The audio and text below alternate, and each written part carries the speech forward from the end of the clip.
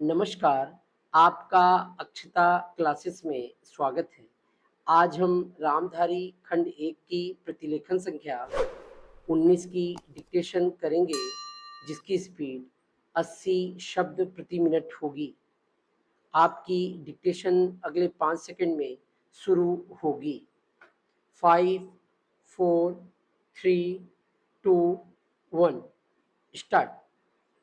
महोदय, जब तक हिंदी भाषी हिंदी को हृदय से स्वीकार नहीं करते, तब तक वह राष्ट्रभाषा का स्थान नहीं पा सकती। और यह तभी हो सकता है जब वे यह समझें कि इसमें उनका भी योगदान है और उन्होंने इससे केवल लिया ही नहीं, बल्कि इसे कुछ दिया भी है और उन पर कोई दूसरी भाषा लादी नहीं गई है, बल्कि यह उनकी ही भाषा है। मेरे कहने का अर्थ यह नहीं कि आप उनकी ही व्याकरण अपना लें। इसका अर्थ यही है कि आप उदारता पूर्वक जितना ले सकते हैं ले लें। भाषा इसी प्रकार बन सकती है, यह भी आवश्यक नहीं है कि उसको स्वीकार करने पर आप वही लिखना आरंभ कर दें, परंतु जो वे लिखें उसको आप गलत ना समझें। आज किसी भी भाषा का रूप वही नहीं है जो उसके प्रारंभिक काल में था। उसमें परिवर्तन होता रहता है। हिंदी के इतिहास में भी आपको यही बात मिलेगी।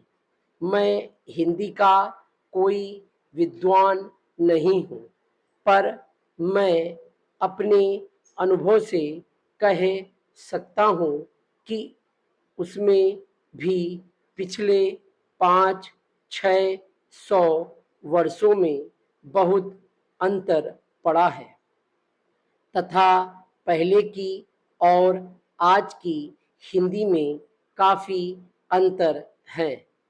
इसलिए नव युग में जब वह देश की भाषा बनने जा रही है, तो उसमें थोड़ा अंतर करना भी पड़े तो वह स्वीकार कर लेना चाहिए, जिससे उसका अन्य प्रदेशों के लोगों के साथ मेल बैठ जाए। कई अहिंदी भाषी लोगों ने भी हिंदी की काफ़ी सेवा की है। आपके राज्यपाल महोदय अहिंदी भाषी हैं और इन्होंने अपनी भाषा की बड़ी सेवा की है। यह भी हिंदी के पक्ष में थे और इन्होंने बड़ा योग दिया, जिसके कारण हम संविधान सभा में सफल हो सके। इनका भी यही विचार है जो मेरा है। मैं चाहता हूँ कि इनको भी हिंदी की सेवा करने का अवसर दिया जाना चाहिए। उसका फल हिंदी के लिए और देश के लिए अच्छा ही होगा। मान पत्र में आपने संस्कृत के संबंध में कहा है।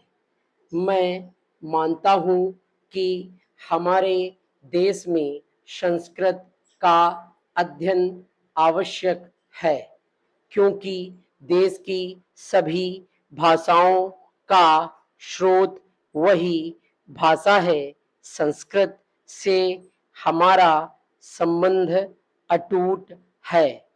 इसकी पढ़ाई लिखाई कम हो गई है। यह हमारे लिए दुख की बात है। मैं आशा करता हूँ कि इसकी उन्नति होगी। डिक्टेशन कंप्लीट हो गई है। Thank you.